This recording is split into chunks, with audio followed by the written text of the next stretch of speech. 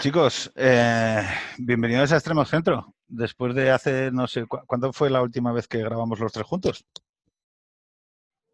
Mm, Antes del fin del confinamiento oficial, Sí, eso ¿no? en el estado de alarma. O sea, Eso sería por... 56.000 muertos antes. Oye, por cierto, ¿habéis visto lo No, de, no, no, no. Dime. no, ¿habéis visto lo de Juan Font? De que le parece mal que se Ah, pongan banderas de sí, España. Es curioso porque, o sea, siento aprecio por Juan y... el equivalente a los indepes. No, pero es paradigmático porque, o sea, la pregunta es, bueno, pero entonces, ¿qué ponen si no ponen banderas de España? Porque, bueno, pones la bandera de España, estás diciendo que hay una serie de miembros de la comunidad que se han ido, ¿no? Y utilizas el símbolo constitucional que se supone que representa a todos sin distinción de ningún tipo. Bueno, es que ¿La ese es el alternativa cuál sentido, sería? ¿Poner el crucifijo? es el sentido del símbolo, ¿no? Que supone que representa a todos. Vale, entonces dices, vale, hay gente que no le representa la bandera de España, porque en unos casos porque se sienten representados por otras banderas, y quizá en el caso de Juan, porque digamos que hay una racionalidad superior en la cual tú ya no te sientes vinculado a un Estado-nación, ¿no? Sino, yo qué sé, pues ¿Pero a qué la Unión ponemos? Europea, ¿Cohetes de la NASA o qué? a la Federación Galáctica. Sí, pero bueno, quiero Hombre, yo decir, creo que yo, yo entiendo, sería pero mucho... tengo dos comentarios sobre eso. Uno es de carácter más sociológico, que es decir, bien, Juan, como yo, por otra parte, como mucha gente, pues podemos pertenecer a unas determinadas clases medias globales que pueden trabajar en un sitio, pueden trabajar en otro. Yo trabajo en Bruselas, yo he vivido en Londres, bueno, pues vale, sí. Pero, claro, pretender que todo el mundo en un estado hoy todavía se identifique con algo que no es la bandera, sino que es una especie de racionalidad superior eh, católica, decir católica no de catolicismo, sino universal, ¿no? Una especie de ecumene universal. Joder, no sé, yo creo que sociológicamente es estar un poco perdido. No, yo sobre todo que yo me gustaría que Juan, o sea, si nos escucha esto, si alguno de mis haters se lo pasa, en plan corte, me dijera qué símbolo querría utilizar. ¿Una paloma de la paz o una rama de olivo? No, pero Hombre, bueno, yo, que puede ser, yo pero pondría directamente la cruz, ¿eh? O sea, yo creo que el crucifijo como símbolo de la desaparición y de la muerte es bastante efectivo. O sea, yo pondría 56.000 cruces. De todas maneras, a mí esto de poner 56.000 cruces, 56 banderas, a mí personalmente no me entusiasma. O sea, es un gesto que no... Vamos, que igual que no me gusta aplaudir el balcón y no salir ningún día, tampoco me entusiasma el tema de las 56 banderas o las 56.000 cruces. Pero vosotros visteis Pero vamos, las placas de los judíos asesinados que están en el suelo a lo largo de Alemania, donde marcan... eso es en Budapest. En Eso es en Budapest. Budapest, en el río. Porque eso es en Budapest, no me equivoco, pero son zapatos y No, pero placas, ¿no? yo creo que las he visto en más sitios, ¿eh? sí, en Múnich yo creo que las hay también. Hay placas en Vamos, lugares donde han sido Mm, significativos para el holocausto. yo me mm. hice un Interrail por Alemania y por Austria y hay placas. O sea, te vas encontrando placas, plaquitas pequeñas. Mm. O sea, Pero hay otra historia con esto, que es el rollo, bueno, que es el rollo central en realidad del comentario de Juan, que es equipararlo con los indepes. Y eso, en el fondo, pues, quiero decir, si tú partes de una lógica, y en el liberalismo español y en el constitucionalismo español hemos participado mucho de esa lógica, en la cual todos los nacionalismos son malos y no hay más matices, pues al final tampoco es tan extraño lo que dice Juan. Es decir, bueno, claro, pues es otro nacionalismo, ¿no? Que es el nacionalismo banal, ¿no? Como le gusta decir a los nacionalistas catalanes. Entonces, quiero decir, claro, si uno pretende hacer tabula rasa con cualquier tipo de vinculación nacional, y todas son, insisto, todas perecen frente a esa racionalidad superior, ecuménica y tal, pues claro, pues al final son banderitas de plástico todas, ¿no? Claro, si uno no, no es que quiere ir más allá. fíjate, hay un momento en que él le contesta, no me acuerdo quién le pone el cementerio de Arlington, pues lleno de banderas y tal, y no sé qué dice de las naciones inventadas y tal, y dice, no, no, es que al final del día todas las naciones son inventadas, ¿no? Ah, Hombre, bueno, sí, pues eso es un voluntarismo ya. sí, Claro, ¿no? no, pero como todas las naciones son inventadas, No, espera, las catedrales también son creaciones humanas, ¿sabes? O sea, no, no pero sé bueno, exactamente qué argumento deslegitimador es ese, insisto, es que pero también es verdad que el llamado constitucionalismo español, pues también ha sido muy de ese rollo racionalista, eh, jacobino extremo raro, ¿no? De decir, oye, bueno, pues posiblemente porque en muchos casos venían de la izquierda, ¿no? De una cierta izquierda. Eh, joder, pues al final ni es muy útil analíticamente decir que todos los nacionalismos son iguales, ergo son malos, ni políticamente es muy activador, ¿no? Para tus intereses. Sí, pero fíjate que hay Había que haber afinado un poco más. Juliana, que el gran amigo de este podcast, hoy ha sido compartido por Pedro Ballín, lo cual ya genera como una matriosca, ¿no? de subnormalidades.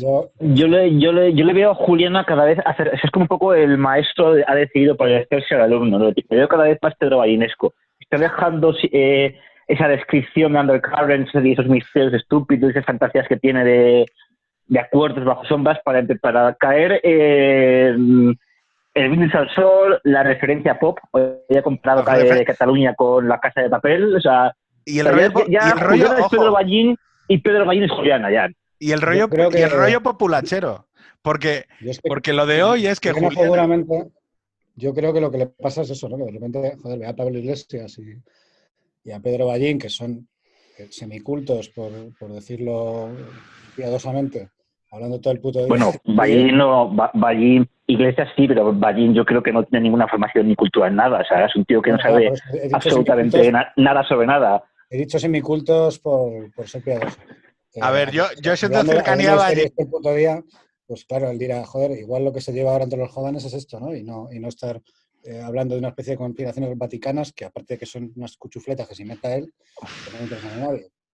No, pero yo que me siento razonablemente cercano a Ballín, porque me parece... Porque es asturiano también. Bueno, porque es asturiano, porque participa de mi mismo nivel cultural, es un HBO medio un leído. No sé si me explico. No, pero Pedro, por favor, si Pedro Ballín... No. Déjame acabar la frase. O sea, no estamos dispuestos a que hagas este ejercicio self-deprecating. De autobashing, ¿no? Te arrojes al fango. No, pero que de verdad, o sea, veo en Ballín una persona que es un HBO medio leído, salido de aldea, razonablemente espabilado. O sea, él está vendiendo... O sea, mi esperanza final con Ballín... es que en realidad él está vendiendo una burra y es autoconsciente de la burra que hace. O sea, quiero decir, en realidad es un tío que viene de pueblo, de Asturias. Está haciendo algo parecido a lo que hacía Josep Pla con la performance aquella del paisano de pueblo, ¿no? Entonces, él lo que es un chaval medio espabilado, es un HBO medium leído, ¿vale? Con las referencias y tal, para quedar un poquito por encima del espectador ya neutro, ¿no? Y que te permite ponerte un poco por encima. O sea, es yo, en realidad. Entonces, sí, o sea, pero sin más, sin tragedia, sin drama. Yo inventé el concepto de persona más estúpida o el tío más tonto del Estado español. Se lo entregué a él porque es el tío más tonto del Estado español y no iba a bajar esa burra. Yo creo que no es inteligente, no es ni siquiera medium leído, vende una burra que cuela, pero es que no hay que ser inteligente para vender burras, y menos en España, y menos trabajando para Julián, así que no. Miguel, ¿qué tal? Buenos días. No buenas tardes de domingo. Oye, os presento, porque no conoces a Jorge en persona. Al teléfono está Jacobson, que no sé si lo conoces de Twitter. Sí. Vale. Y hola, Miguel, ¿qué tal? Un placer. Miguel o Mike, igualmente. ¿Cómo prefieres? Me da igual, me llaman también Mike a veces. Vale. Pues aquí, como funcionamos con criterios libérrimos, cada uno que se dirija libremente hacia el otro como prefiera. No, estábamos hablando de Ballín. El tema es que Miguel es el responsable de que los capítulos ahora salgan con las show notes, ¿vale? Esto lo digo en inglés porque no sé cómo decirlo, pero son como las notas al pie de página, ¿vale? Entonces, cuando nosotros estamos hablando, luego él pega un link y dice, vale, están hablando de esto, o de este libro, o de esta referencia cultural, ¿no? Sí, claro, la idea es que como siempre hay mazo referencias, al final tenemos, o sea, yo sentía la necesidad de que necesitaba más contexto en muchas ocasiones y como seguía otros, bueno, el primer podcast seguí, que es Hello Internet, son dos youtubers, siempre ponían enlaces y siempre lo hacían como mucho más, te sentías como más conectado con la conversación porque podías verlo, podías sentir que exactamente de qué estaban hablando y noté que podía está muy bien porque algo. Parece que leemos cosas como Ballín y Julián y tal. Sí. Es Oye, difícil conseguir. solo puedo darle la información a la gente. Por el acento que tienes, eres de Galicia, ¿no? Sí, bueno, soy de Granada. Vale. O de Entonces, Granada, como siempre me piden que... Ah, eres de Granada, de Granada. perfecto. Pues entonces, lo que decíamos, Ballín hoy ha compartido un artículo de Juliana en donde venía a decir, no sé si lo visteis, que, bueno, pues que Juliana lo que dice es que, hombre, que si la nación, si el requisito de la nación decimonónica del siglo XIX es pues el sentimiento nacional, la selección de fútbol y no sé qué cojones más, pues entonces que Vallecas también era una nación, ¿no? Entonces, es acojonante porque... Desde luego, si el criterio para ser una nación es lo pesado que eres, Vallecas es una nación, pero al nivel, o sea, a niveles herderianos. Porque no hay peña más pesada, bueno, los de Carabanchel un poquito y los asturianos. Pero pesada, pesada, pesada. Oye, no, pero a ver, o sea, el tema es que me parece increíble que gente que se supone que maneja criterios medianamente históricos esté ya en criterio, o sea, solo por tocarle los huevos a Madrid, ya están dispuestos, o sea, gente de Cataluña, ¿no? Que todo este rollo del sentimiento nacional, la sensación, la aspiración nacional y demás, a decir que entonces Vallecas ya también es una nación, ¿no? La pregunta es, Jacob, ¿Euskadi es una nación?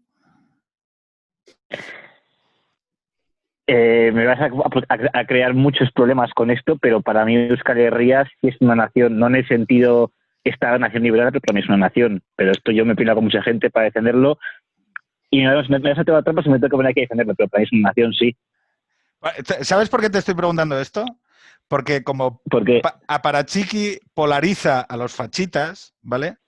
Y has salido en mi defensa, tú y Miguel, y también, bueno, a todos los que habéis salido a defender el honor de Aparachiqui, os lo agradezco de corazón, ante la turba digital fachita, pero me gustaría que la gente fuera consciente de que Eres un gran generador de consensos. Porque te vienen a hatear los niños estos de derechas y los matados de izquierdas de 50 años. Pero ¿por dónde lo estoy cosiendo? Porque los yayos de Vallecas de la izquierda tardía, eh, eh, caminando lentamente hacia la degeneración física y mental, también me jatean. Claro, pues Con lo eso cual, o sea, es un gran generador de consensos. no, total. La nueva España se alza contra la gente como tú. Yo creo que el patrón es que ninguno ya tiene responsabilidades con hijos, ¿no? Bueno, no cites la bicha porque aquí ninguno de los tres tenéis, ninguno de los tres tenéis hijos. Lo que me gustaría preguntaros es, no bueno, sé. yo tengo 26 años, Pedro, esa... Bueno, ¿y qué? No los tienes. O sea, ese hecho no los tienes. No, lo que quiero decir es, ¿vosotros no os sentís atacados cuando yo hablo de esa manera denigrante sobre la gente sin hijos? Yo no, porque quiero tener hijos y también denigrar a los que no lo tienen. O sea, así que no tengo ningún problema con eso. O sea, es una de mis aspiraciones tener hijos. Yo como denigro en general, pues me da un poco lo mismo. A ver, en mi caso hay un espíritu paternal muy arraigado para mi edad, pero vamos, tampoco me lo voy a tomar con, con prisa, pero la cosa es que hoy, por ejemplo, me he acordado un poco de ti porque he visto una madre con una niña que estaba siendo auténticamente un peñazo. Y sé que para ti es duro que la gente se queje de que los niños estén dando por saco y tal, y lo critique, pero... Y entonces he aguantado en ese sentido, he dicho, hay que respetar, no tengo niños, este tema es complicado. No, yo fíjate, a ver, a mí no me molesta que la gente se queje del ruido o de tal, porque el primero que le grito yo a mis hijos para que dejen de gritar y de tocar los huevos soy yo. O sea, quiero decir, soy perfectamente conocedor de lo que rompe los cojones un niño toca huevos. Quiero decir, y soy el primero o sea, lo que sí es cierto es que, claro, yo a ese crío toca huevos me lo llevo a casa y estoy 365 días con él, salvo el día que lo puedo empaquetar con los abuelos. Pero claro, lo que sí que te da a entender un poco en este modelo de madurez atomizada que hay, es que la gente cada vez tiene menos, no sé cómo decirlo, tiene menos y esto lo notas cuando cambias de país. Por ejemplo, los italianos, esto no es coña, los italianos en los restaurantes, los críos son los reyes. O sea, da igual que el crío tire el vaso, se le caiga el tal, pidas que pongan otra silla y tal. Y sin embargo, en España, y no lo digo a malas, hay una creciente sensación de... O sea, yo lo digo en broma y lo hago de referencia a la Lefty Coalition, Childes, Catalan Coalition y tal, pero sí es verdad que yo creo que hay una coalición creciente de gente sin hijos que cada vez requiere, por haber tomado esa decisión o porque la vida ha tomado esa decisión por ellos, ¿vale? De una afirmación en el espacio público de que, no de que es una opción, bueno, que la tomo y tal, sino de que es la opción correcta. O sea, no sé si me explico. O sea, al final, como es algo muy intenso, esa decisión de no tener hijos o de tal, al final yo creo que lo que se está creando es como una especie de reacción. No sé. Si viviéramos nuevamente en un modelo liberal perfecto, pues tú dices, vale, pues hay gente que tiene esas preferencias, o bueno, como todas las preferencias están determinadas o están modeladas por una serie de circunstancias materiales, bueno, pues el mercado, oye, mira, pues ahora hay restaurantes sin niños, hoteles sin niños, bien, pues el mercado provee servicios para esa gente y atiende a ese nicho de mercado, ¿no? Lo que pasa es que, claro, nunca ninguna sociedad funciona exactamente así. Entonces ahora lo que tenemos es que hay un empujón hacia el lado de la prescripción, ¿no? Hacia el lado de que los valores buenos son esos, por una serie de motivos, ¿no? Pues porque no molestas a los treintañeros o cuarentañeros sin hijos que quieren salir por la noche, porque contaminas menos y traes menos recursos del medio ambiente. Y claro, al final lo que es un choque de valores, porque ya no se trata solo de que yo quiera salir un sábado y que no haya un niño en la mesa al lado dándome por culo, sino que es que la gente que tiene hijos se carga el planeta y tiene coche y tal. Porque tienen furgonetas diésel. No, entonces quiere decir que al final, si viviéramos en el mundo ese liberal perfecto, pues claro, pues habría preferencias distintas y se ordenarían pues, con el mercado y con otro tipo de regulaciones. Pero En como no Twitter es así, había pues lo que ahora, tenemos es choque de valores. esta semana o la anterior, una marquesina, ¿no? De un anuncio, ya no sé si en qué país era, que animaba a no tener hijos o una cosa así. Bueno, no, En Canadá. la política de En un Ten Canadá, en un Canadá. solo hijo. Ten un solo Tiene un hijo, solo te lo hijo. agradecerá. Él te lo agradecerá. Si A va al ver, anuncio. bueno, pero vosotros sabéis que Eso la es lo que política nunca de un haría, solo macho. hijo, pero fijaros que la política de un solo hijo estuvo presente en China muchos años. Es decir, del control es que hay cosas que no hablamos, pero por ejemplo, la política de control de natalidad fue una realidad en los años 60 y 70, si no me acuerdo. O sea, donde había un debate sobre cuántos individuos podía soportar el planeta al nivel de consumo de recursos Bueno, actual. empieza ahí, ¿no? Con los temas estos Esas de... son tonterías maltusianas que vuelven cada poco. Y bueno, ¿qué vamos a hacer? ¿no? O sea que ahora son especialmente prescriptivas, ¿no? El Club de Roma, que era esta cosa que de repente pues, en los años 70 sacó estas cosas maltusianas, ¿no? Que decía que iba a haber, bueno, las predicciones y creo que no se cumplió ni una, ¿no? Pero bueno.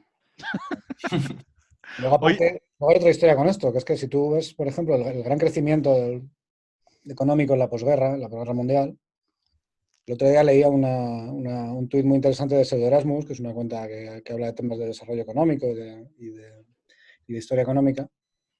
Y tú, cuando tú desagregas el crecimiento de los países de Estados Unidos fundamentalmente, pero del resto de Occidente, después de la Segunda Guerra Mundial, hay una parte muy importante de ese crecimiento que viene del crecimiento demográfico, de los baby boomers. uh-huh. Un mundo en el que pasas de tener crecimiento demográfico a no tenerlo, pues el crecimiento económico que va aparejado, pues también. No, lo bueno es que te dice aquí, claro, yo como de tanto hablar sobre esto, me conozco el manual de respuestas de manera automática. No os preocupéis que pasamos a un 18% de población inmigrante en España. Sí, Para resolver la crisis demográfica, subimos de un 12 que estamos ahora aproximadamente a un 18. No es que hayamos tenido un movimiento telúrico en la política europea hace 3 años. No, y luego esta idea, ¿no? Como que puedes traer a la gente como si trajeras pues, osos o Zanahorias. para repoblar, ¿no? O cajas de zanahorias. Como si la gente no tuviera familia, no tuviera raíces, no tuviera valores, de religiones. Bueno, Y encima No, luego te preocupan los otros países, los países subdesarrollados y tal. Y sí, pero no quiere estás robarle su capital trayendo de humano. aquí, pero bueno, en fin. no, pero fíjate que es, uno, lo que estáis diciendo ambos de tratar a la gente como objetos. No, hay mucho, como hay un excedente de pobres, No, pero es que había un argumento de recoloca- recolocamos logísticamente el excedente de pobres, pero luego lo segundo no es eso. Lo segundo para mí, la clave es, oye, desde un punto de vista de científico social con escuadra y cartabón, bueno, esto sería a debatir sobre los efectos que causaría en la sociedad, ¿no? Si se distribuirían uniformemente por el territorio. Quiero decir, si habría 2.000 pobres subsaharianos que acabarían en Cangas del Narcea y en Tineo cultivando con ovejas y cabras el territorio para que no haya incendios y todo esto, bueno, eso sería debatir, ¿no? Pero el hecho es que en Siria hubo una guerra, eso generó una corriente humana con una guerra mediante, es decir, un conflicto humanitario humano que acabó desembocando en las fronteras de la Europa ampliada y ya vimos lo que sucedió con los sistemas de opinión pública. Es decir, fue una de las razones de los surgimientos o resurgimientos de lo que los liberales tantas veces dicen populismos, ¿no? El problema es, oye, tú estás planteando que una opción que igual para ti tecnológicamente te parece viable, pero el día que la vayas a presentar a las sociedades que la tendrían que validar democráticamente, sí, estoy de acuerdo con esto, te van a decir que por aquí. Bueno, por aquí estoy levantando el dedo para los del podcast. O sea, estoy diciendo fuck you. O sea, porque, quiero decir, surgirían fuerzas políticas. Una falta de respeto, es una falta de respeto tanto a la gente de aquí como a los que vienen, porque no sé si os acordáis que cuando salió el tema de la España vacía, ahora yo creo que se dice menos esto, pero dice, bueno, claro, pero es que con tantos inmigrantes, ¿por qué está vacía Soria, ¿no? Porque vayan los inmigrantes a Soria. Oiga, el inmigrante igual no le sale de los cojones vivir en Soria, lo mismo que no le sale de los cojones al de Soria. O sea, el de Soria, ¿por qué se va? Pues porque no hay Porque Dios que Soria viva. es una mierda. No, porque no hay Dios que viva en un pueblo de Soria. No, pero metemos una familia de negritos o de marroquíes y como son tontos, pues se quedan allí. Oiga, Jacob, ¿tú irías a vivir a Soria siendo vasco? yo iría, ¿eh? Pero yo tengo otras las circunstancias. Faltan fuentes de agua. Es muy poco verde. Sí, ¿no? Sí. Iría a otros poblados. Si me dices que va a haber una buena oportunidad, yo iría a Orense o a Lugo, que son provincias que también tienen problemas demográficos sin ningún problema. Pero es que Bueno, Soria es demasiado... la Sacra se está llenando de ingleses hace años. ¿Cuál? La Ribeira Sacra. Se está llenando de ingleses porque se puso de moda y comprarse casitas en pueblos por allí. Y tiene un núcleo de población bastante que ha crecido mucho, vamos, en los últimos 15, 20 años. Yo la cuestión A ver, es que eso es. Mira, vamos, con una anécdota sin desvelar nombres ni datos personales, ¿no? Pero nosotros, bueno, tuvimos que ayudar a una familia de guatemaltecos que se quedó durante el COVID en una situación muy precaria.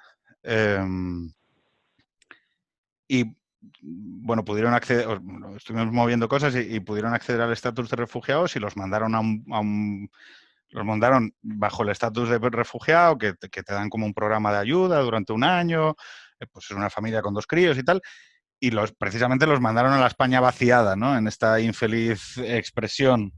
Y oye, pues igual consiguen hacer un proyecto vital allí cojonudo y estupendo, ¿no? O sea, pero lo cierto es que vuelvo al punto de origen, es que las sociedades no te lo van a aceptar. Y salvo que estés planteando que los gobiernos tomen medidas que no están validadas democráticamente o que haya algún tipo de iniciativa solapada que hackee este tema, no es viable. O sea, pero porque no es viable democráticamente. No sé si me explico. Es como si me dices, oye, mañana, oye, como hay un problema, yo qué sé, como hay un problema con los coches contaminantes, dentro de 5 años vamos a hacer que todo el mundo se mueva en bicicleta. Oye, pues mira, estás explicando una gilipollez porque, no por nada, porque igual es una decisión cojonuda, pero es que no lo va, o sea, la gente no lo va a aceptar, ¿no? Es que, por ejemplo, yo sí he leído que en el tema de Alemania hubo un gran shock para Merkel, pero parece que ahora sí ha dado semi-rédito la asimilación de ese millón que fue una jugada arriesgada porque tenían una población envejecida y decidieron que podían asumirlo, ¿no? La famosa frase esa de Merkel, de podemos hacerlo y tal. Y le castigaron fuerte, pero ahora parece que Mike, ahora... pero ojo, eso es con el millón que entró. Claro. Bien.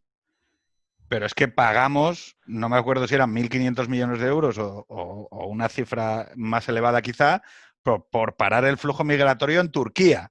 Claro, porque claro. no iba a ser 1 millón.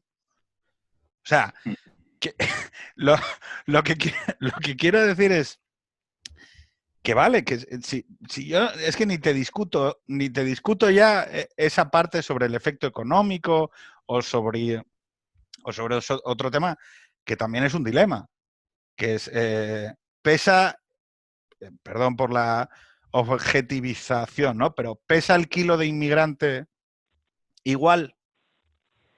Pues no. Quiero decir, no es lo mismo toda la inmigración de origen centroamericano y latinoamericano que los españoles podemos absorber de Guatemala, El Salvador, Colombia, Venezuela, que te vengan el mismo número, te estoy hablando del mismo número y con las mismas circunstancias vitales que personas de origen subsahariano, ¿no? Entonces, el problema que siempre tenemos en estos debates es que al abrirlos o al comentarlos, hay muchas cuestiones que son como declaraciones de la voluntad, ¿no? Pero tanto de un lado como de otro. O sea, no, pues no se va. Fronteras cerradas, yo creo que nadie plantea que haya fronteras cero ni nada similar, ni incluso cuando los... Bueno, no, yo creo que sí hay gente que plantea a sus ciudadanos eso, Pedro, y hay gente que lo defiende con hechos. En el mundo académico y el mundo político, con hechos no, pero sí hay gente que lo defiende y que cree que es una postura posible. ¿El qué? Políticamente. Desarróllamelo. La ausencia de fronteras. Bueno, sí, yo conozco anarcocapitalismo. Vamos, todo. No, O sea, bueno... yo creo que todos los partidos verdes europeos, Alexandre Pase Cortés, el laborismo inglés, yo creo que algunos partidos liberales de Benelux, yo creo que sí hay los nobles de economía... un speech bastante fuerte de que las fronteras son el pasado. Otra cosa es que haya decaído y que sea imposible de llevar a la práctica y de que los partidos grandes importantes de masas no pueden decirlo porque es una estupidez, pero yo creo que es algo que tú se lo preguntas a los verdes alemanes y te van a decir que sí, que es un ideal pues, viable. Bueno, y también si le preguntas a un votante socialista universitario, te va a decir que está muy de acuerdo con eso. Pero la realidad es que después, 2 años después del Aquarius, el gobierno español del PSOE se dedica a lo que se dedica en el tema. Yo no... gente que se lo tome en serio. Que se lo tome de verdad en serio el tema este de que se puede vivir sin ningún tipo de fronteras. Yo los únicos que conozco son los libertarios y los anarcocapitalistas, porque como no gobiernan ni van a gobernar nunca, pues tal. Pero bueno, que lo diga un socialista, pues yo me descojono, lo siento. O sea, yo personalmente, quiero decir, no creo que son declaraciones que juegan mucho más en el campo de la retórica o de la declaración de intenciones, de carácter moral. La paz en el mundo es una aspiración, eso. El pacifismo, o sea... En el mundo y tal, pero no tiene nada que ver con ninguna política que haga ningún Estado europeo. O sea, yo sí he leído de Esther Duflo y Abhijit Banerjee, los dos nobeles de economía, que sí abogaban un poco por fronteras abiertas porque decían que luego las restricciones a la movilidad no eran tales como el no poder moverte, sino los lazos familiares, y hablaban como de una serie de factores que hacía que la gente no se moviese de sus zonas. Hacía el paralelismo con regiones depauperadas de Estados Unidos que se había ido no sé qué industria y notaban que la población al final se mantenía y no iba en ese pensamiento del homo economicus de voy a buscar... El argumento es que da igual abrirlas porque no van. Claro. Eso es lo que ellos argumentan, por así decirlo. Entonces el argumento es que no hace falta controlar específicamente las fronteras porque se controlan solas. Sí, una cosa así. Oye, que es positivo o que tenga que moverse la gente de manera completamente restricta de un país a otro.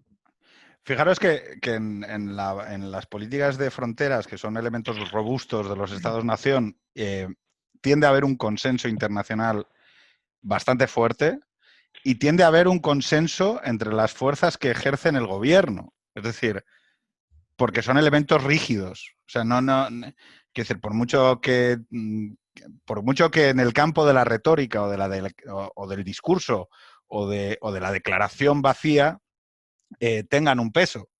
Pero luego, cuando uno llega al ejercicio de gobierno, las fronteras funcionan todas más o menos de manera similar y sobre todo tienen relación con si eres puerta de entrada de un flujo de inmigración o dónde está respecto de la distancia, ¿no?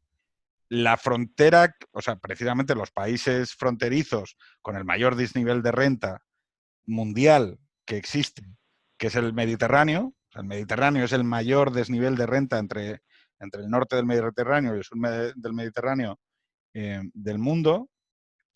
Tienen todos decisiones bastante similares, por lo menos los países que están a la puerta de la entrada. Y los que son receptores de inmigración, que son los que están más al norte, Alemania especialmente, también tienen todos políticas muy similares. Sin embargo, hay ese espacio de la guerra política o de la guerra retórica. Lo siguiente que queríamos hablar es algo en lo que en realidad no hay política concreta de efectos, porque no se considera que sobre eso haya que pactar nada, y sí se juega netamente en el espacio de la retórica o de la declaración o de la escenificación de valores, ¿no? Que es quitarle las calles a Largo Caballero y a Indalecio Prieto. Porque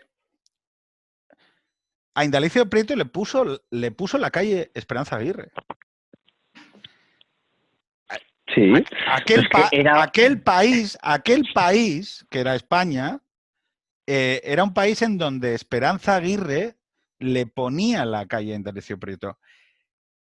Lo que quiero decir es, estamos jugando con esto a nivel retórico, a nivel de escenificación de valores e intuiciones morales, y en la lucha y en la guerra, y creo que no estamos viendo que estas políticas de memoria, etcétera, y de reconocimiento y de cierre de lo que era el conflicto de la primera mitad del siglo XX en España, tenían una utilidad y tenían un ser y tenían una función y un objetivo.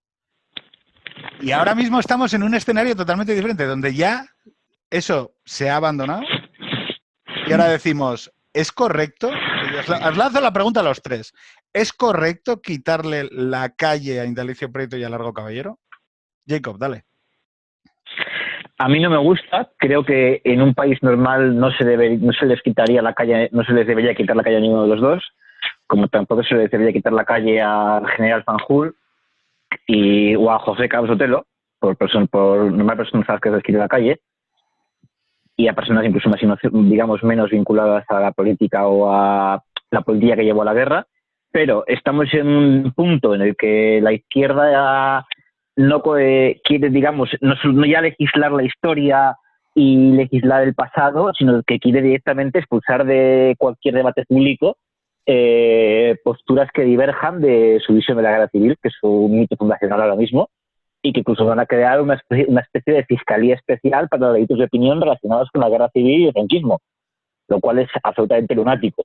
Entonces, yo creo que en esa situación en el que se juzga todo con ojos del presente, se juzga el pasado, se pasean cuerpos y se quiere realizar ese tipo de juicios post-mortem, quitarle la calle al Largo Caballero me parece muy bien, o sea, porque es una persona que tuvo un papel fundamental en crear las condiciones para que se diera la guerra civil, una persona que durante su gobierno se cometieron todo tipo de asesinatos a los que él fue completamente insensible. Tuvo dos ministros que son García Oliver y Ángel Galarza, que colaboraron completamente con la represión republicana. Colaboró con la Revolución de Asturias. Entonces, si se le puede señalar para decirle, este señor también participó de la violencia y también era un enemigo de la democracia parlamentaria, que lo era, aunque se saquen a Gunde Bravo, el matemático fantasioso, a decir que no. y se puede hacer. Entonces fue un combate que yo creo que va a quedar. ¿Tienes la misma? Prieto, Vale. Ese era lo que te iba a decir. Es que ya te he visto el mismo truco que he hecho yo en Twitter. Que es decir, bueno, es un combate. Lo de Largo Caballero me parece bien, pero. O sea, lo de Prieto, ¿crees lo mismo de Prieto? No. Lo entiendo. Es decir, lo de Prieto es un exceso terrible. Bien, también la izquierda ha cometido excesos terribles con esto, algunos incluso más graves. Por tanto, si estamos en el juego de jugar a los excesos, a ver qué sacamos, lo puedo comprender. Y puedo estar a favor si estamos ya en el combate frontal. Pero Prieto no lo comprendo, o sea, objetivamente no lo puedo comprender porque Prieto colaboró con, bueno, fue el ideólogo de la Revolución de Asturias en el año 34. Creó la motorizada, que era una especie de milicia paramilitar que lo obedecía a él, en la que había policías y guardias civiles, algunos de los cuales luego estuvieron implicados en el asesinato de Carlos Sotelo. Que no quiero decir que Prieto tuviera nada que ver, que no tuvo nada que ver. O sea, ayudó a encubrirlo porque escondió, de hecho lo cuento en sus memorias, algunos de los victimarios, pero no tuvo nada que ver con ese asesinato.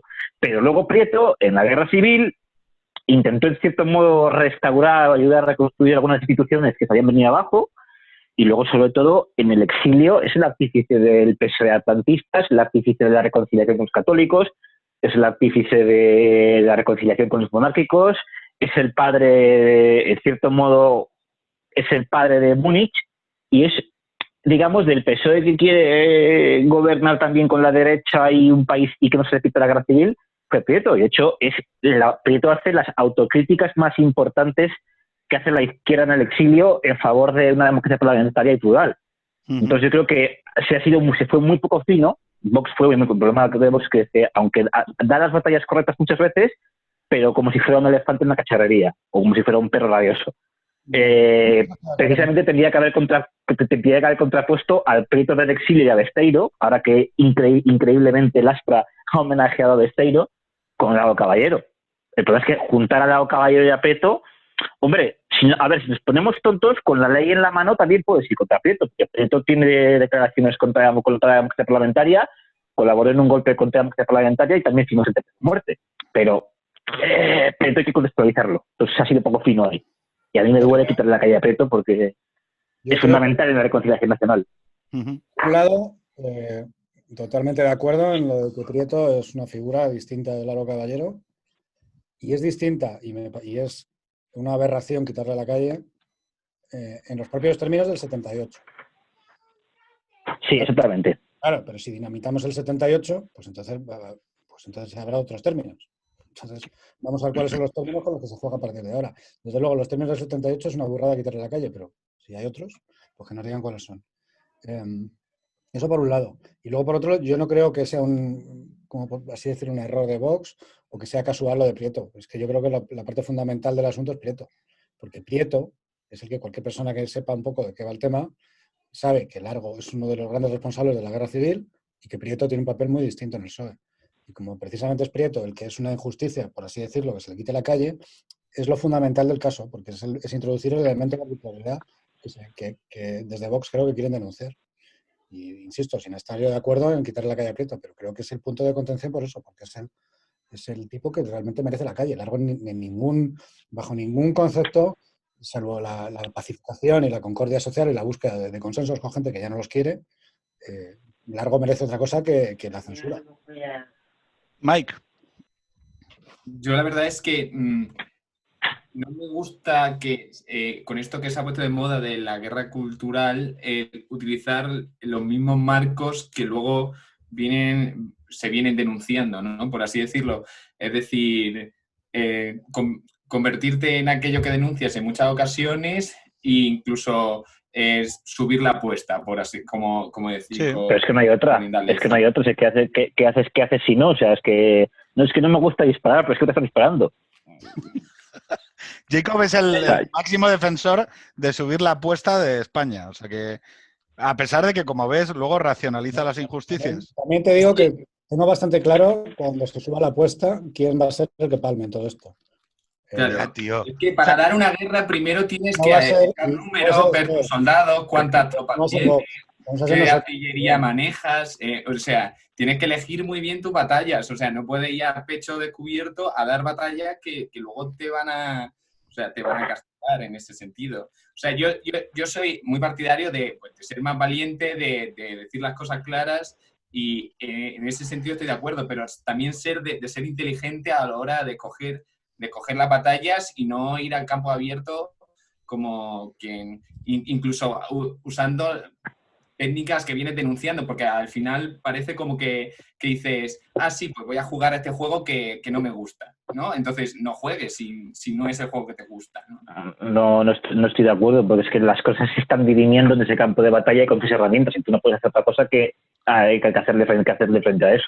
Y, Claro, y de hecho pero no veo ningún tipo de perjuicio en quitar la Callera o Caballero y a Prieto. De hecho, lo que se va a hacer es que se debata, aunque sea en términos que a mí no me gusten, sobre Prieto, sobre los errores de la izquierda y su falta de compromiso con la democracia parlamentaria en la República. Y lo que se va a hacer es que, por ejemplo, el alcalde de Madrid tenga que presentar probablemente un escrito relacionando que en efecto el PSOE está mayoritariamente en contra de la democracia parlamentaria y colaboró en hechos de violencia. Entonces, esto hay que hacer. No habría por qué sacarlo, pero si insisten, pues habrá que hacerlo. O sea, yo no veo ningún perjuicio. De hecho, lo que se va a hacer es que se hable de cosas de las que quiera o no quiera hablar, o que quiere ocultar. Por tanto, de perjuicio no veo ninguno. O sea, no vas a parar su apisonadora, pero vas a ver que se debata de cosas que os quieren meter. Porque como tú vas a sedes del PSOE, pues en muchas tienen retratos de Laro Caballero y como pues, la gente, mucha, pues no tendrá más contacto con la historia española que los vademecums y las hojas parroquiales que les den en el partido, o ni eso, pues pensarán que Laro Caballero pues, es un señor bondadoso, una especie de abuelo de Heidi que andaba por allí y que no tuvo ningún papel en nada que tenga que ver con el fracaso de la República y con la guerra civil. Así que, bueno, puede ser positivo que se enteren de algunas cosas. Eso por un lado. Y luego también, para que veáis dónde está el terreno de juego, el otro día una anécdota que a mí me parece muy significativa, que es que lo comenté con Jacob en su momento, que es que Julio Envid, que es un chico, es politólogo del PSOE y que ha trabajado en un gobierno de Aragón. Atención que es politólogo. Bueno, pues hizo un hilo muy indignado con el tema de Prieto y Laro Caballero, que yo puedo entender que le indigne como socialista, y luego para hacer ver que a él no le gusta quitar calles, dijo que claro, que es que si le pusieran una calle a Aznar, él no iría a quitársela. Es que estamos en ese punto, el terreno de juego para la izquierda está ahí. O sea, es que es lo mismo un señor que fue uno de los grandes responsables de que estallara la guerra civil y del fracaso de la República con José María Aznar. Entonces, claro, si el terreno de juego está ahí, pues chicos, es que no se puede jugar con las reglas de Queensberry, es que no se puede. Es que a mí me hace gracia a mí me hace gracia todo esto especialmente por una cuestión, porque es que venimos de derribar estatuas en Estados Unidos y que tengamos a una parte sustancial de los pedretes diciendo ole y guapa y me parece muy bien y dos y que le quiten tres, ¿no? Entonces tenemos que quitar estatuas, ¿no? Que yo me acuerdo que lo dije, o sea, cuando alguien agrede a una estatua o en realidad hay una parte de sí que está contestando, ¿no? Esta estatua me molesta, ¿no? Entonces, yo sí creo, como dice Jacobo, que es inevitable que la no izquierda, ya sé que la etiqueta puede llevar a chanza, pero a mí me sirve, ¿no? O sea, tenga una postura diferente respecto de este debate. O sea, diferente en el sentido de, pues mira, a mí me incomoda más, o pues no, a mí me parece cojonudo, y yo creo que en los cuatro que estamos aquí hay matices acertados. Es decir, es que no todo el mundo te va a seguir en esta pelea. Eso es lo que a mí me gustaría dejar claro como tesis, ¿no? Y que quizás no es bueno que todo el mundo se movilice en esta pelea. Y que los chicos nuevos, los chicos de verde, que están queriendo llevar este debate adelante, también se están encontrando un poco como este chico que empieza en el gimnasio. Yo no soy usuario de gimnasios, como es patente por mi físico, pero me imagino, ¿no?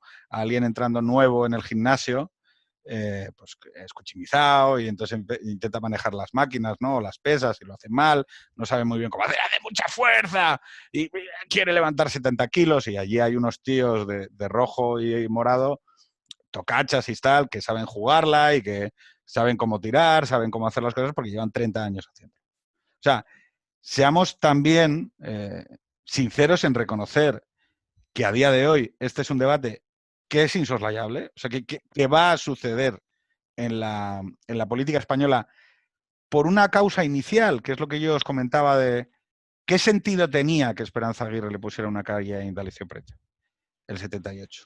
El pacto constitucional y que la izquierda y la derecha en España han sido dialógicas durante 40 años.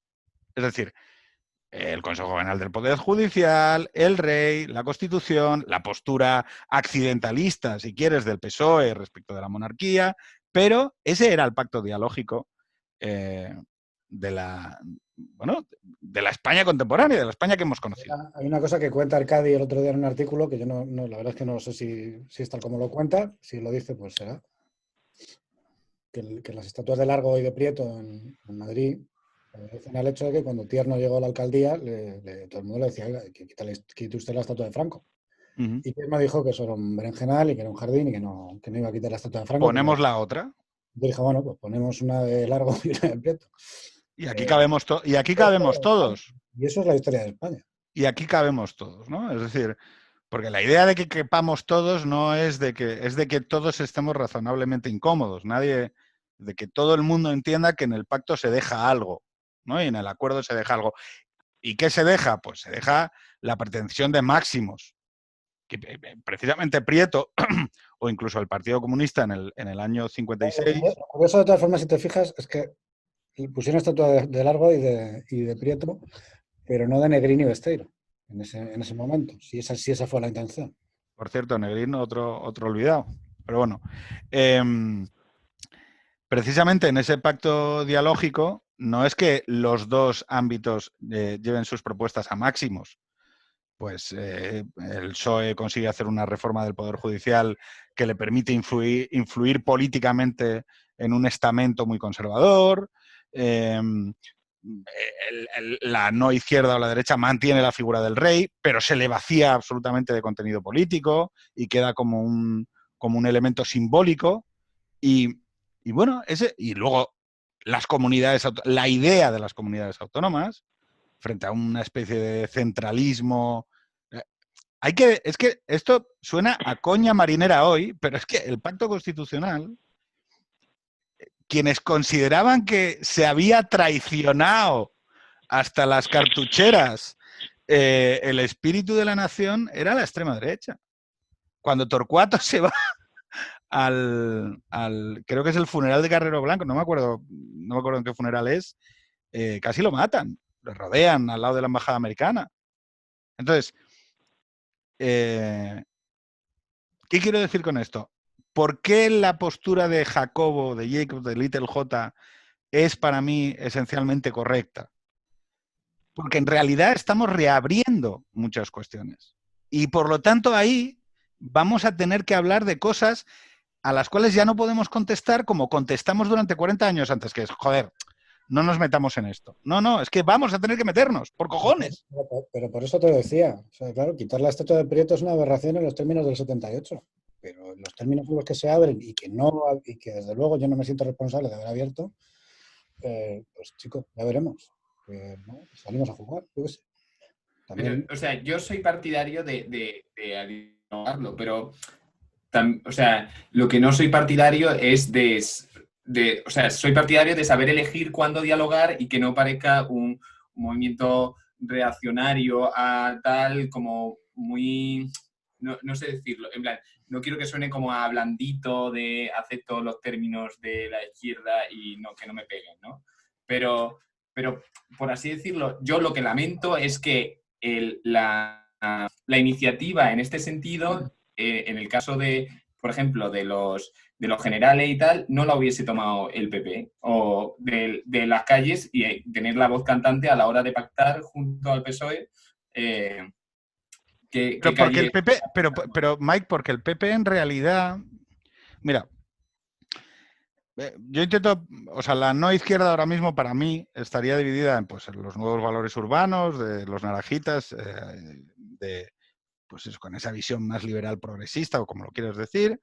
Luego estaría ese gran bloque sociológico de la gente eso de más de 45, pensiones, gestión, hay que cuadrar presupuestos, de esto no hay que hablar, porque es lo que me han dicho a mí en mi casa, porque es reabrir las heridas y es no, la política es cuadrar presupuestos, ¿no? Que es un gran bloque sociológico. Y que, porque durante muchas décadas la bestia terrible de Aznar era un tío que tampoco era no sé qué tenía de conservador, pero tampoco es que, o sea, vamos, propuestas políticas, programáticas de dejar cultura conservadora encima de la mesa, poca. Cuando tengáis tiempo, echar un vistazo al número de abortos en España antes y después de los gobiernos de Aznar. Entonces, lo que sucede es que en la sociedad española, sociológicamente, digo, más allá de la táctica de los partidos, hay un bloque sociológico relativamente necesitado de que sus valores estén presentes en este momento que se va a volver a abrir, parece, todo, ¿no?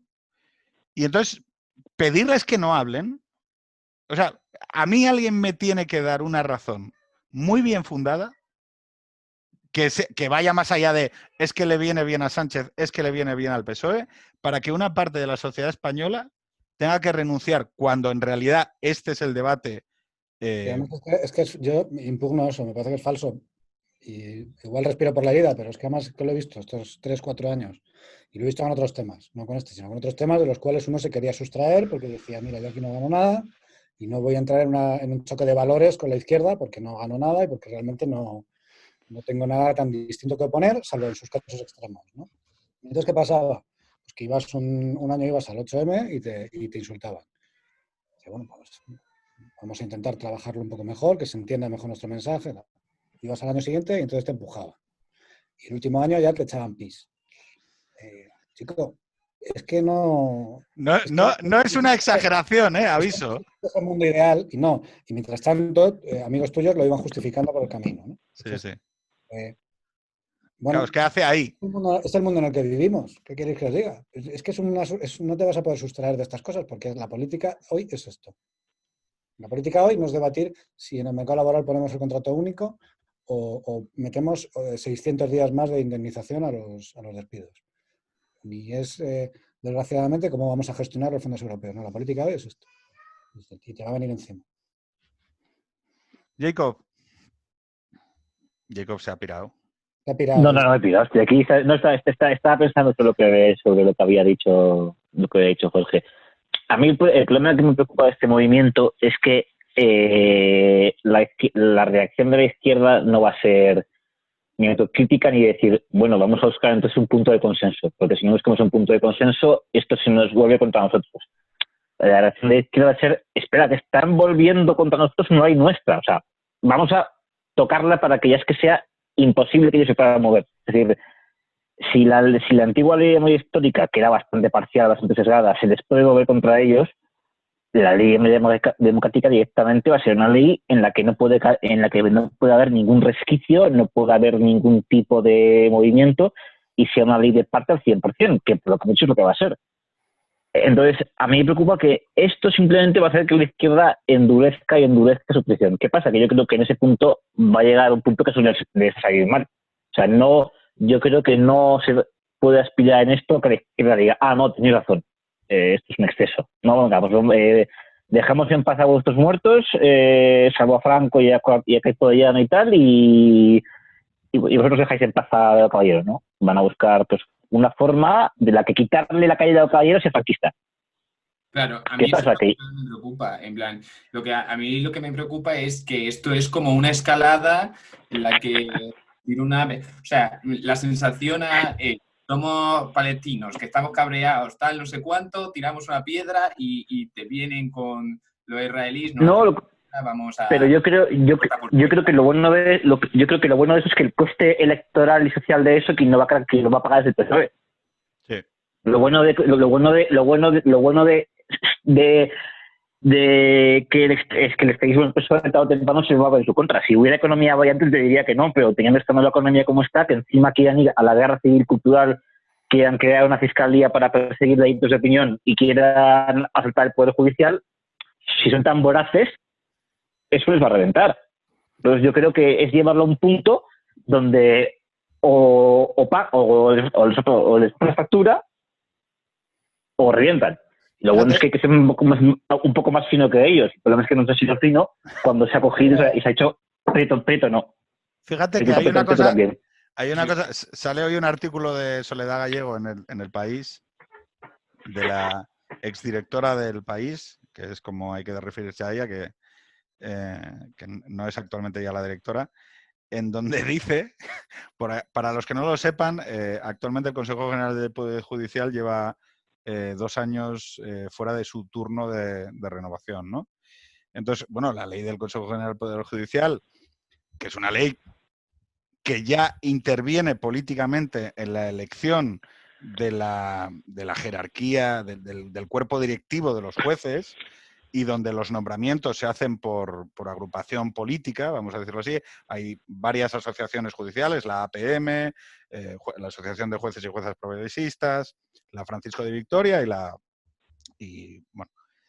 la cuestión es que siempre se habla en las mayorías del Consejo General del Poder Judicial de conservadores y progresistas, ¿no?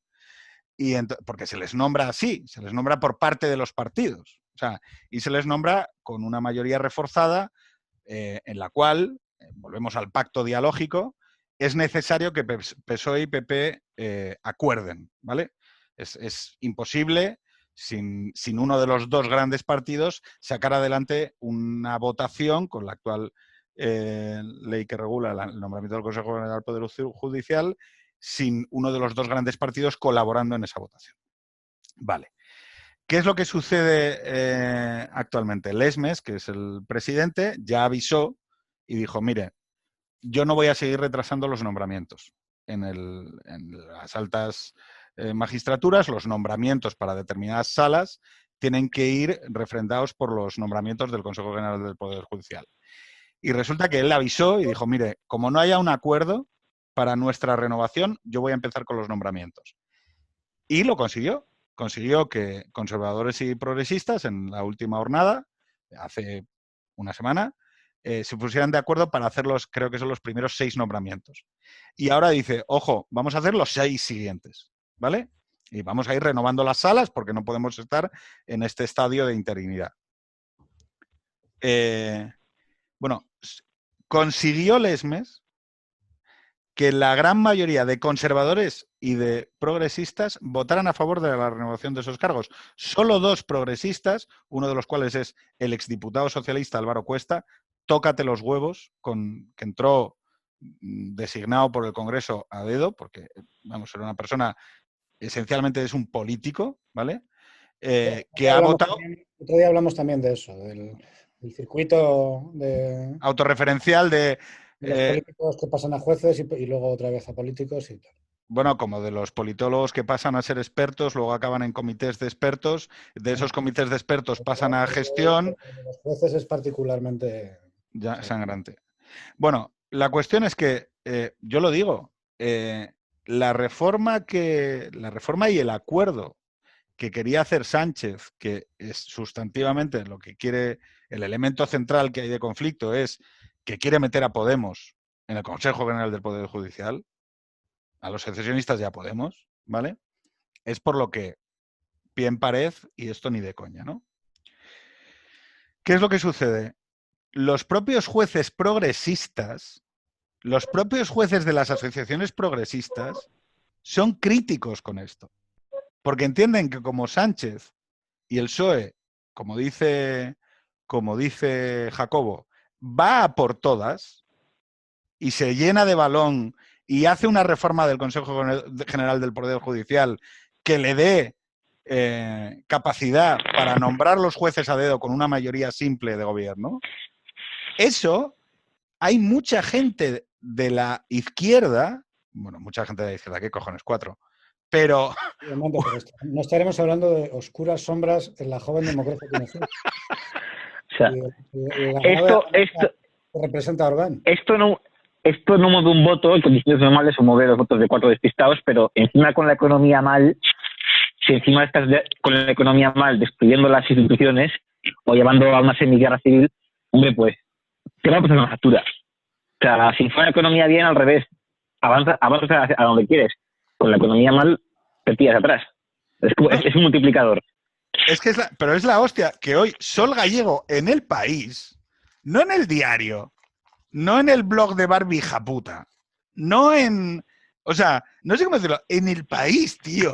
En El País, la exdirectora del País dice: los únicos que están respetando las instituciones son los dos progresistas que votaron en contra. O sea, los dos únicos miembros del Consejo General del Poder Judicial que votaron al puto dictado de Sánchez, esos son los que están protegiendo el valor de las instituciones. Tío. Pero eso Gallego siempre es una persona que no hay que esperar otra cosa, siempre ha demostrado un especial fanatismo y un especial totalitarismo. Si es que entre ella, luego está Mariam, que es un poquito más civilina y un poco más sutil, pero viene a decir lo mismo. Mariam Martínez Castañón tiene una columna diciendo que la derecha no tiene ningún derecho. No te metas con Mariam, que acaba de perder el puesto de jefa de opinión. Bueno, yo me alegro mucho. Es una persona que tiene una columna en la que dice que la derecha no tiene derecho a manifestarse en la calle porque la calle es para los desposeídos del mundo, no para la derecha. Que ya tiene sus canales de expresión, no para la calle. O sea... Esta semana hemos visto dos ejemplos de desfachatez. Uno de ellos me pareció el más grave, aunque luego 5 minutos después... Pero, Jorge, ¿es desfachatez intelectual o...? Desfachatez de ir con los cojones por fuera, a la vista. Arando el campo. Los cojones arando el campo, que es... Bueno, es que hubo un toque de las instituciones europeas, no recuerdo ahora si fue... ¿De qué institución fue? Con el tema de el informe de la comisión. Con el tema de la renovación del Consejo General del Poder Judicial.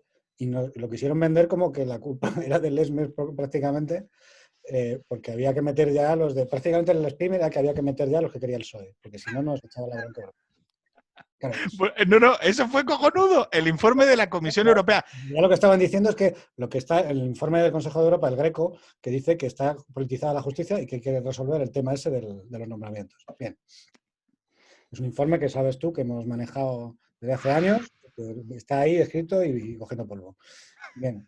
Y luego, claro, ya salen los datos del paro de septiembre y entonces sale este señor destartalado, este personaje como de yo no sabría ni cómo definirlo, ¿no? Es como un tipo no sé ni de qué género cinematográfico, que es Simancas, que sale siempre a sacar la basura del PSOE, ¿no? Entonces, si te toca es un traumado, o sea, es una persona muy resentida porque yo creo que él tiene un trauma fortísimo. Yo creo que lo utilizan para eso porque es una persona que está completamente... Yo creo que es eso, porque es una persona que está ya rota, que está destartalada y que entonces lo tiene para eso, ¿no? ¿Tiene cuello? Hay que sacarse una foto con Bildu. Pues venga, va este. Claro, con una cara que es un poema, ¿no? Bueno, porque en aquella época todavía parecía que era una cosa rara. Ahora ya pues habrá cola para sacarse fotos con Bildu, al paso que vamos. Entonces hay que dar las cifras del paro. Y el paro, claro, resulta que son los mejores datos ever en septiembre, porque como no se ha creado empleo, porque se ha perdido la temporada, pues los datos de septiembre son muy buenos. Claro, no le cabe a nadie en la cabeza que salga el PSOE a sacar el pecho de esto, ¿no?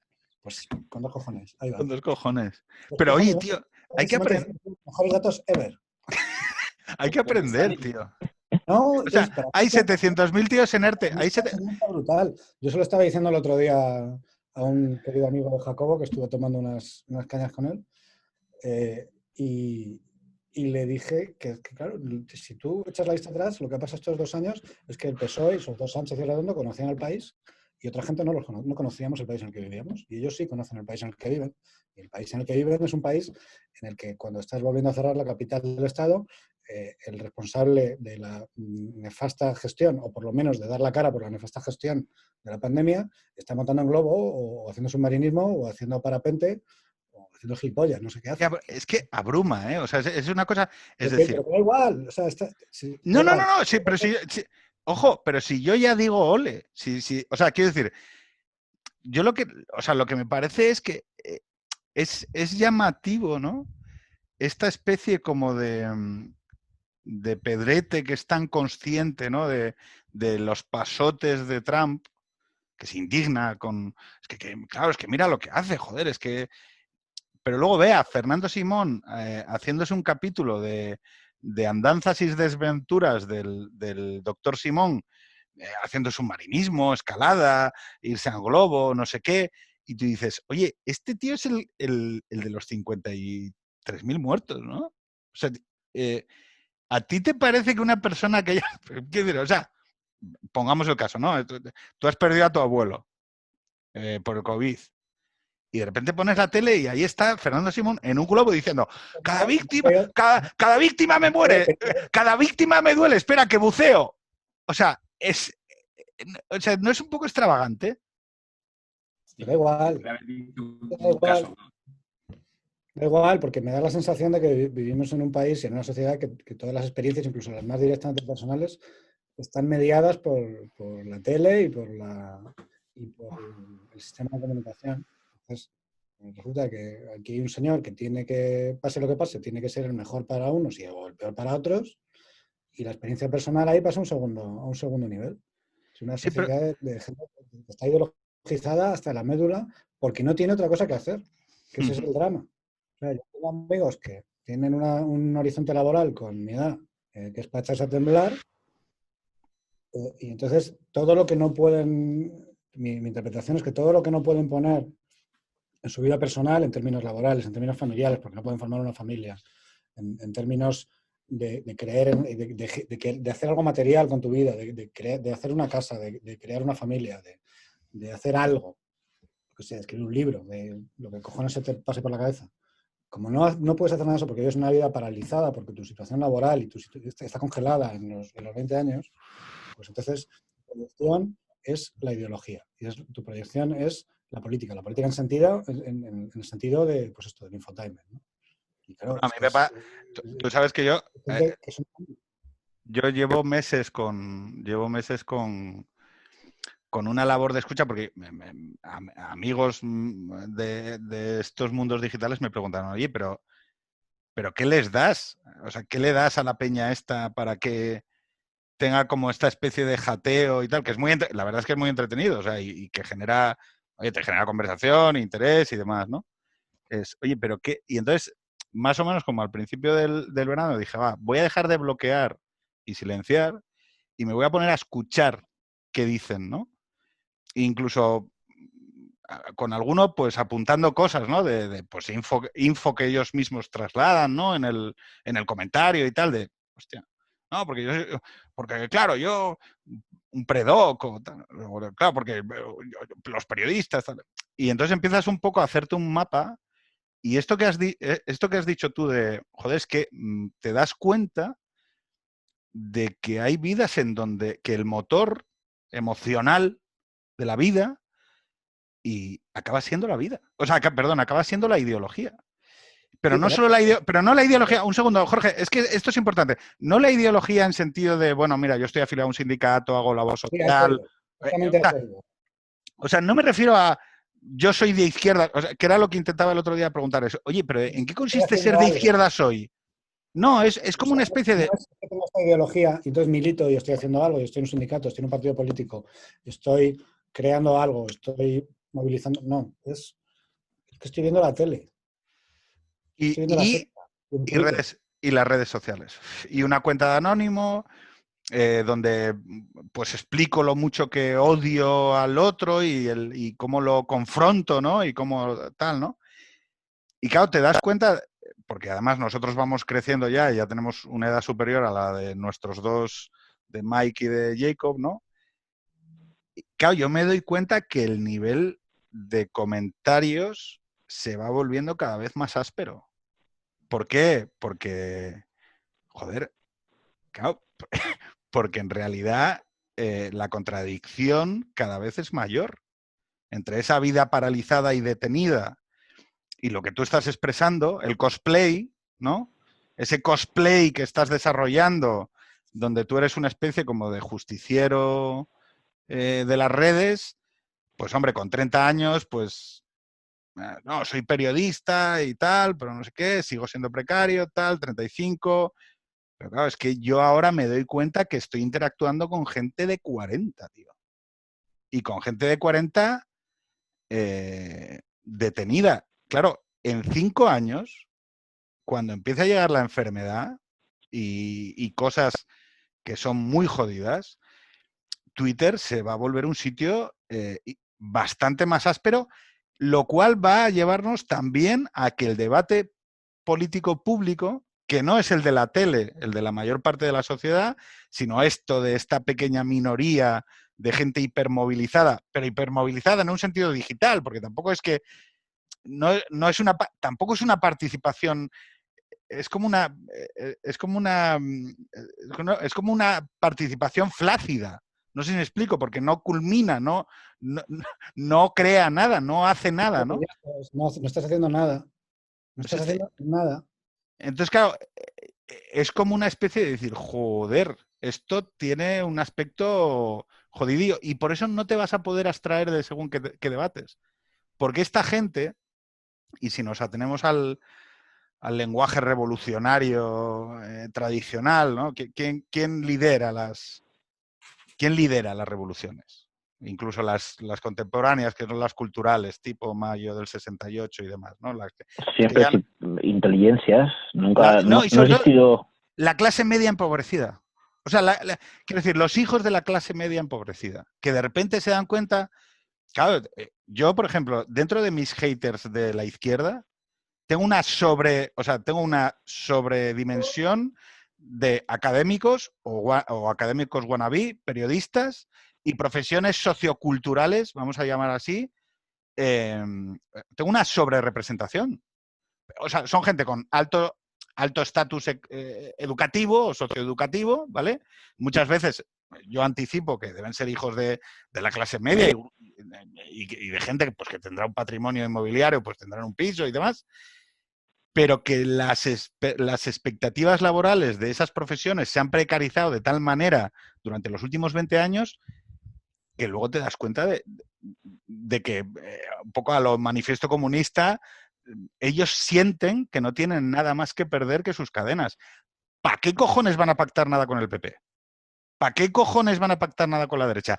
¿Qué coño tienen que ver con el gordo este con 3 hijos que vive en una urbanización? No tienen nada que ver. Entonces, claro, que reviente todo, que se vaya todo a la mierda. Yo no me siento interpelado por el Pacto del 78 porque mi proyecto de vida no está aquí. O sea, no está presente en el discurso, ¿no? Y por el Consejo General del Poder Judicial, que arrasen con él. ¿Qué sentido tiene? Hay jueces que son fachas, a tomar por el culo. Oye, hemos hecho un análisis muy, muy psicológico, pero... Yo no lo veo tan reaccionario, sino como más en peligro. O sea, lo que entiendo de la que tienen es como que están en el borde de que llegue la derecha y arrase con ellos. Esa es como a mí la sensación que me transmiten cuando comentan ¿En qué sentido? todo. Por ejemplo, o sea, es como que ven que que su identidad, su forma de vida, todo lo que han logrado, lo que representan ellos en sí mismos, casi una parte de sí está amenazada por una derecha que en cuanto llegue, en plan, va a acabar absolutamente con todo, o sea, con todo. Es como más una reacción de amenaza y filas juntas que vienen, ¿sabes? A mí esa es la sensación que me da en general. Que no es tanto como, venga, que acaben con todas las instituciones, me dan absolutamente igual. Que también hay una parte que es, me dan igual, pero porque estamos en peligro. Más que hay que filas prietas. Pero el peligro... Sí, pero el peligro es un cosplay también, porque ¿qué peligro? Claro, ¿quién les ha quitado? O sea, no hay ningún peligro. De derechos... Pero tienen esa sensación, ese es realmente el problema, que sienten que hay una amenaza. Y, por ejemplo, un ejemplo clarísimo es cuando se puso muy de moda, salió esta discusión entre Belén Esteban, por ejemplo, y Jorge Javier Vázquez, ¿no? Y Belén Esteban se estaba criticando exactamente las medidas que se habían hecho y que lo mal que había estado en cuestiones sanitarias, ¿sabes? Sí. Y Jorge Javier Vázquez lo que responde exactamente es, pero es que no ves que estos están en contra de lo que yo soy, de que soy maricón, no sé. Y digo, ¿qué tiene que ver las medidas sanitarias en sí, que es lo que estaba criticando Belén Esteban, pero la asociación se hace directamente? O sea, si ataco a las medidas sanitarias que vienen del gobierno, que es el PSOE, que es la oposición lo que es Vox, entonces tienes que elegir entre Vox, que quiere en plan acabar con El todos PIN los, parental, quieren etcétera, quitarnos etcétera, el matrimonio homosexual, quieren tal. y estas medidas sanitarias. Pues defiendo estas medidas sanitarias a muerte porque lo contrario va contra mi persona en sí mismo, mi identidad. Jacob, Pero dale. es una proyección, perdona, porque No, que vaya, Jorge. tú tienes Perdón. una neurosis y tienes unos problemas reales y materiales, aparte de la neurosis que tienes por tu pérdida de estatus, pero realmente, chico, o sea, ¿quién te ha quitado a ti los derechos laborales o quién te ha precarizado? ¿Ha sido Vox? No, si ese es el Los problema. contratos, no, digo, por ponerme en la mentalidad, ¿no? Esta, de decir, joder, tío, los contratos basura en España los aprueba el PSOE de Felipe González y forma parte todo, la precarización de determinadas profesiones es un fenómeno que es global, no solo es español, y forma parte de unas estructuras que le eches la culpa a Aznar o a Vox de determinadas cosas, pues chico, No sé, los falsos autónomos de las teles también. Es que es una pura proyección. No, me gusta mucho también. Luego hay cosas maravillosas, Jacob, te dejo hablar ahora, perdona. Donde, o sea, la contradicción y la neurosis es tan brutal como, por ejemplo, periodistas de La Sexta, mujeres, elegidas evidentemente por su capital sexual, en el sentido estético, o sea, en el sentido de, bueno, pues que cumplen unos determinados cánones estéticos, criticando el sexismo de no sé qué estructura.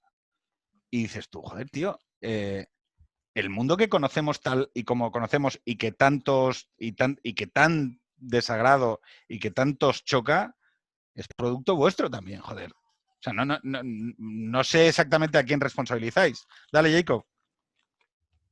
Yo creo que también tiene mucho que ver con que la cultura de la izquierda española y especialmente desde Zapatero, igual porque ahí empiezan a ver que la derecha puede disputarles, después de Aznar, que la derecha puede disputarles muchos espacios, hay una clara demonización del adversario y una clara intolerancia a la discrepancia y al pluralismo político. Entonces, no es tanto de que tengan un miedo real, sino de que es que usted no tiene derechos, es que usted es un símbolo, usted es un fascista, usted no cabe en este país, usted es el pasado, España ha cambiado y usted no cabe aquí ya. O sea, es una dinámica pura y dura de exclusión política y se justifica con unos medios absurdos, pues se justifica en ellos, pero también podrían justificarse en una pretendida inmoralidad o en lo que se les ocurra. Y lo que hay es realmente que esto lo hemos hablado aquí muchas veces, es que para la izquierda española, desde hace 15 años, y ha ido creciente hasta que hoy ya es plenamente hegemónico, la derecha española, en cualquiera de sus avatares, es ilegítima.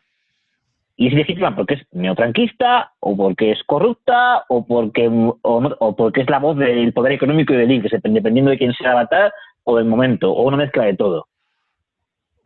Y lo que hay es eso, y lo que hay es una cultura política de que el adversario es un hijo de puta que no vale. ¿Pero por qué? Claro, ¿cómo lo cambias? No, pero Jacob, si bueno, primero con desarrollo económico y la gente montando familias como si no hubiera un mañana y quitándose las ganas de hacer la revolución porque tienes que llegar a casa a ponerle la merienda a los críos, ¿no? Y equilibrando vidas. Es que yo, o sea, siento decir que el momento político, hacer un análisis psicopatológico, pero es que lo creo sinceramente. O sea, creo sinceramente que una parte sustancial de la precarización, yo me doy cuenta, o sea, es que, o sea, cuando yo hablo de mis condiciones de vida y de dónde vivo o del modelo de vida que llevo, hay una parte sustancial de esta gente que no sé cómo decirlo, que le parece obsceno.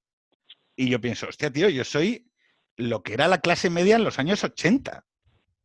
No sé si me explico. Bueno, con 2 personas trabajando, tal, o sea, yo, pues, la persona que ha montado un proyecto familiar, pues, que vive en una urbanización, que tal. O sea, lo llamativo de todo esto es cómo lo uno y lo otro se están alimentando, ¿vale? Yo creo que son los coletazos también de la crisis de 2008, aparte de la crisis territorial de 2012. Sí, pero el pacto político que revienta la izquierda, que empieza a reventar la izquierda Empieza con Zapatero. o a socavarlo, empieza mucho antes y empieza con la economía bollante. O sea, no empieza con No empieza respuesta a que la derecha deje caer el pacto social durante la crisis económica. Empieza mucho antes. O sea, empieza cuando está el país Claro, pero a toda vela, por así decir. Sí, pero bueno, hemos visto también que esta especie de polarización cultural e identitaria también está en Estados Unidos, también está en otros muchos países. A lo que voy es al hecho de, yo no sé si es un tema sociológico, ¿vale? Si aquí, por ejemplo, estamos haciendo un análisis muy de, pues, ¿no? Es que Sánchez, ¿no? Es Sánchez. Bueno, ¿es Sánchez o no? Jorge tiene una frase maravillosa que dice, oye, hacer normal lo que en la calle es normal, que es este lema de, joder, no me acuerdo, ¿era Suárez o era Torcuato? No me acuerdo. ¿Quién? Suárez, es un discurso de Suárez. Suárez. Y es que entonces, yo lo digo porque me da la sensación de que, es decir, es lo que decía antes, Sánchez y Redondo conocen el país en el que viven. Si tú hablas con militantes de izquierda jóvenes o no tan jóvenes, pues lo que ha calado es esto, que la derecha es una especie de excrecencia que hay que ir echándola un poco de un lado y que el país está en otro lado. El país está en los nacionalismos periféricos, el país está en ir normalizando cosas que han sido, en algún momento se han ido de madre, como lo de Bildu, pero que ahora existe la oportunidad de generar una mayoría con ellos o de asumirlos en un bloque de progreso. Vamos ahí. Sí, pero ¿qué sociedad española? Por decírtelo, perdona, yo creo que cuando Zapatero empieza con este programa, es un programa táctico, no sé si él tiene una visión a largo plazo o del tipo que sea, pero es verdad que hay un intento táctico de, bueno, pues oye, vamos a abrir una vía de pactar con nacionalistas y en ese momento no existe Podemos, claro, que es otro producto, si no político, sí cultural del PSOE de Zapatero. Pero no existe el horizonte de una nueva mayoría española de verdad, de un nuevo régimen, ¿no? Y ahora sí lo hay. Sí, pero a lo que voy es al hecho de ¿qué sociedad conocemos en la que esto, española, en la que esto más o menos sucedió, ¿no?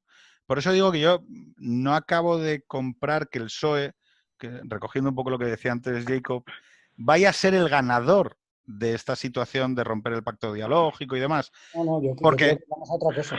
Claro, ¿por qué? Porque yo creo que en Cataluña, no lo va a hacer. Ahora te dejo, Jacob, un segundo. En Cataluña esto sucedió. Convergencia educó a sus juventudes en el independentismo. O sea, Rull, que era el líder de las juventudes de Convergencia, todos los de juventudes eran indepes. Y entonces, cuando llegó el momento de activar en 2012 el procés, ¿vale? De repente se encontraron que lo que era normal era que la gente de Convergencia había mutado, por generación, había mutado a secesionistas y a independentistas. Lo que ha pasado con el PSOE ha sido algo bastante similar, que de repente generacionalmente ha ido cambiando, cada vez aquellas piedras que sostenían aquellos armazones tenían menos sentido y tienen menos sentido para el votante de izquierdas y para el militante de izquierdas, y entonces de repente resulta que vas a empezar un proceso muy parecido al de 2012 en Cataluña, solo que en toda España, que es la exclusión del otro, ir a sistemas mayoritarios y demás. La cuestión es que aquí yo no tengo claro que eso responda a la estructura del PSOE. Eso es la estructura de un movimiento más parecido a Podemos. Jacob. A ver, yo creo que el problema de Podemos es que es un partido político que ya está un poco... que no tiene muchos visos de... Bueno, no puedo decir de esto no sucederá, pero es un partido muy, muy debilitado. Y creo que es un partido que su futuro pasa más por personas que igual están un pelín, sin ser una izquierda clásica, están un pelín más pensadas, más centradas en temas socioeconómicos, como por ejemplo la ministra de Trabajo, ¿no? Entonces, su futuro, yo creo que el futuro de Podemos sí que es seguir siendo potente en la política española, es ese, ¿no? Pero ¿qué puede suceder? Pues puede suceder que entre el PSOE y Podemos, o más allá de Podemos, surja otra cosa.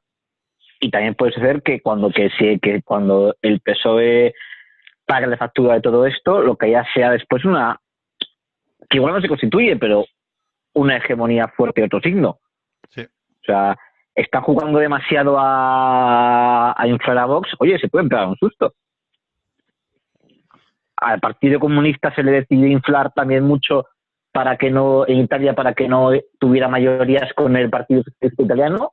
Fue una estrategia de parte de la democracia cristiana y de repente se encontraron un día con que el Partido Comunista estaba a 2 puntos de hacerles el sorpaso. Mitterrand y el Frente Nacional es la clásica. Esa es clásica, ¿no? Y eso ha sido más lento porque el Frente Nacional ha sido como una gota malaya, pero míralo ahora, o sea, ahora es el primero o segundo partido del país. Lo que pasa es que como no tiene estructura local, no se nota en el poder local, pero en lo demás. No, el freno que tiene el Frente Nacional en Francia es el sistema de doble vuelta. Pero ya no tanto. O sea, si para elegir presidente fuera un sistema proporcional puro, ya te digo yo que como el no, de pero España. En todas las encuestas Le Pen en una segunda vuelta contra Macron hoy pierde, pero ya no pierde con un 30%, pierde con un 40 y pico. Le Pen ya se va a convertir en la representación de la mitad de un país, por así decirlo, o de la oposición a Macron, que aunque pierda, porque que evidentemente no puede ganar, es muy difícil que gane, ya es un 40 y pico en una segunda vuelta, ya es la oposición a lo oficial con bastante fuerza. Sí, pero expliquemos que, o sea, por lo que estamos citando a Mitterrand, es que Mitterrand considera, dice, no, como si conseguimos que, en los años de Mitterrand, en los 90, si conseguimos que el Frente Nacional suba 2 puntos, es imposible que la derecha se haga con el poder. Eso fue un poco el cálculo que se hizo en los 90, ¿no? Entonces se empieza a emitir por televisión española, por la televisión nacional francesa, se les empieza a dar cobertura, ¿no? Y bueno, y el Frente Nacional acaba siendo lo que acaba de decir Jacob, que es que a día de hoy es la oposición. Jorge, tú te tienes que pirar. ¿Quieres hacer alguna reflexión final? No, pero bueno, por decir algo que ha sido positivo estos días, que el PSOE le ha puesto una estación a Clara Campoamor en Madrid. Así que bueno, pues mira, también un homenaje a una víctima del Frente Popular. Así que de 3, pues 2 que no están mal. ¿Cuántos de los 120 diputados del PSOE creéis que creen que Clara Campoamor era del PSOE? No, si les preguntas. Todos. Pero eso no es culpa del PSOE, ¿eh? También digamos exactamente.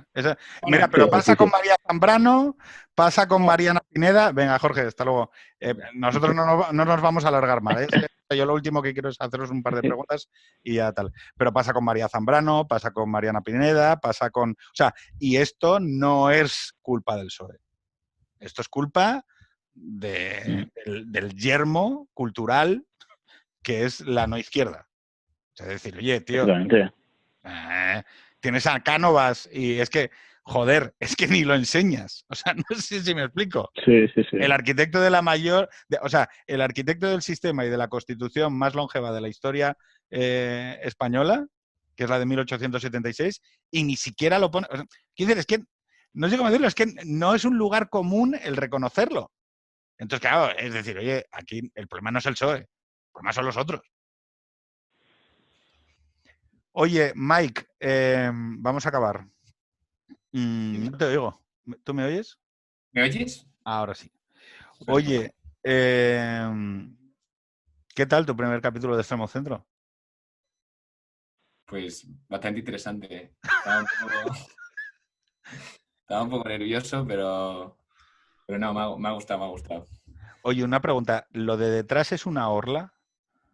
No es una orla. Estoy en el cuarto de una amiga. Es una foto de... O sea, ¿te has venido al cuarto de una amiga a grabar Extremo Centro? Sí. Porque tú pensabas que era a las 10 de la noche. Sí, justo. Oye, no, pues... Chiringuito rápido. Vale, oye, pues te dejo con tu amiga. Muchas gracias. Muchas gracias, lo digo aquí en público por lo de los A vosotros porque hagas por este invitarme. curro. Y Jacob, una pregunta. Acabamos de cortar un comentario privado que le había hecho a Jacob, a Little J, y voy a cambiarlo por otra cuestión. Sobre mi futurible matrimonio.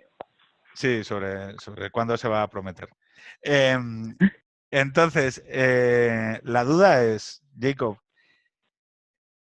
¿no consideras que hay que respetar como individuo a una persona que quizá en un determinado momento de su vida ha decidido ejercer, por ejemplo, la prostitución, y que no es bueno y no es correcto hacerle bullying en redes sociales a esta persona?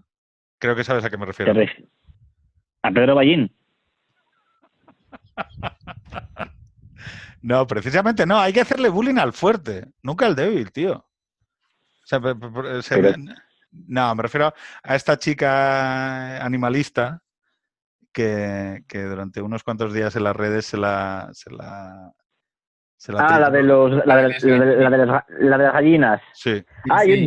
Yo justo eso ni me enteré, Pedro. O sea, me enteré de pasada y dije, ¿qué pereza esta historia? O sea, qué lisérgico, pero qué aburrido a la vez. No me interesa. ¿Pero no crees que hay límites?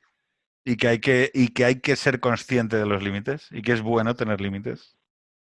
Hombre, yo creo que se dice todo, a menos lo que yo vi se dice todo en un humor negro, porque además fue un suceso, fue un descubrimiento muy chusco y muy casi simpático, entonces no, o sea, yo no vi, o sea, primero que es una persona que se coloca públicamente diciendo cosas mucho carreras con su cara y bueno, pues esto surgió, la gente hizo bromas y creo que es una cosa normal en la cultura de internet. O sea, yo no veo que se la, o sea, no, hombre, yo en principio porque me da pereza y son cosas que bueno me gustan, pero no veo tampoco que sea algo extraordinario.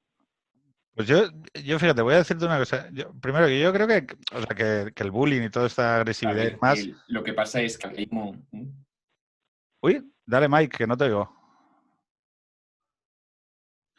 No, si es que lo que pasa es que se ha cortado, pensaba que estaba hablando solo y luego ha hablado todo. El problema de la conexión. Que no, que lo que decía eso, que lo curioso de esto es que esta chica hablaba de que los gallos violan a las gallinas, ¿no?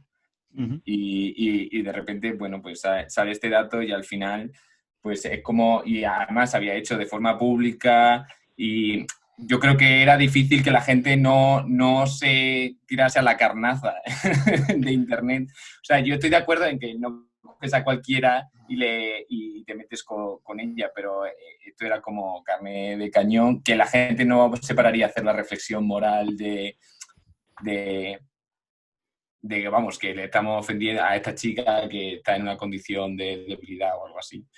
Claro, Pero pero es no importante creéis, planteárselo. pero no creéis que, o sea, que es importante, ¿no? O sea, bueno, para mí lo es, que igual yo estoy equivocado y tal, ¿no? Pero, claro, primero el objeto, hacia quién lo haces, ¿no? Y esta chica, pues tendrá un corte de pelo muy curioso y dirá pues cosas muy chocarreras y muy estrambóticas y muy tal, con las que discreparemos enormemente, pero en realidad no le hace daño a nadie.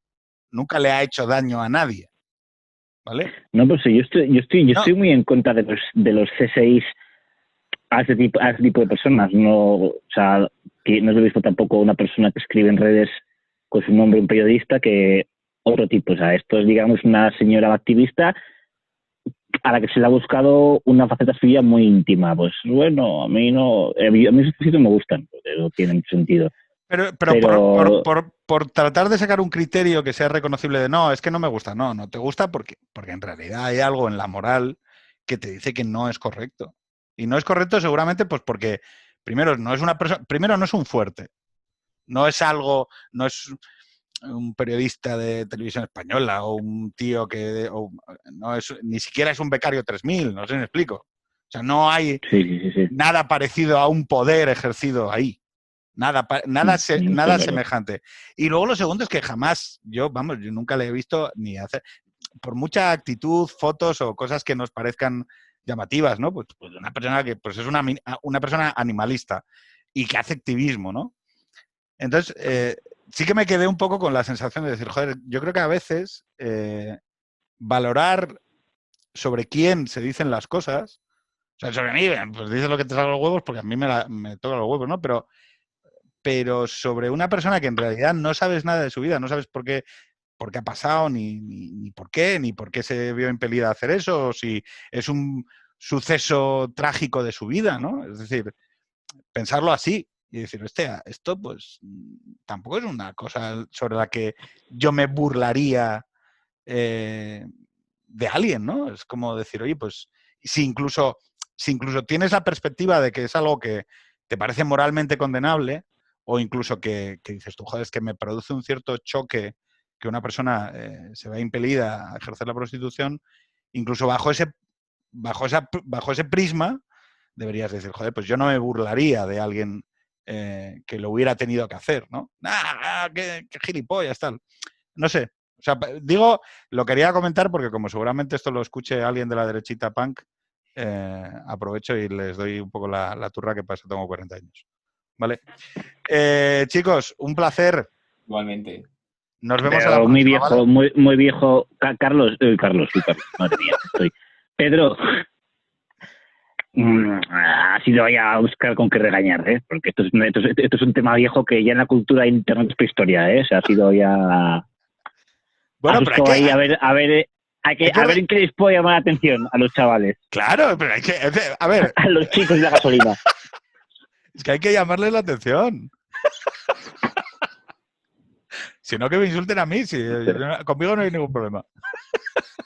Venga, chicos. Un abrazo muy fuerte, ¿vale? Oye, tenemos que hablar un día bien, porque hoy hemos tocado muchos palos, un día bien de memoria histórica y lo que es la reforma democrática y cuáles son los problemas de las víctimas y la memoria en España, que creo que es una cosa que... Hagamos una cosa. Oyentes de este podcast, tenemos un podcast pendiente con Corazón Rural sobre ese tema. Sí, que le hemos suplicado... se lo hemos demandado muchas veces. Se lo hemos demandado muchas veces porque es una persona muy sensata, que sabe mucho del tema y que creo que puede salir un diálogo precioso con Jacob, que es un neurótico de estos temas y que puede ser producente, ¿no? Porque además queríamos hablar de esto y demás. Así que, por favor, todos los que estéis escuchando el podcast y queráis escuchar un diálogo entre Jacob y Corazón Rural sobre memoria histórica bien planteado, sensato y razonable, escribidle a Corazón Rural, ¿vale? En Twitter y decirle, Chacho, graba el podcast con Jacob, por favor, ¿vale? Y yo creo que si le abrumáis a comentarios de Twitter, cederá, ¿vale? Bueno. Venga, chicos, un abrazo muy fuerte. Un abrazo. Un placer, Miguel. Chao. Igualmente. Hasta luego.